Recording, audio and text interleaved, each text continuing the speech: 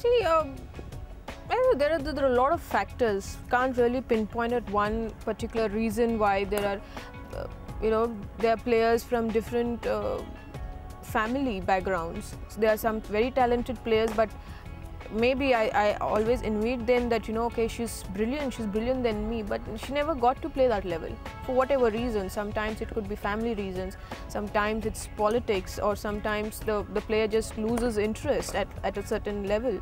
So you don't really find a quality player playing international level, and when you play international level, the motivation has to come from within. And there are a lot of players who are very happy being average, but there are very few players who want to be the best, even at a level which is the highest level. And that's why I think I've never played to be average. I've always played to be the best.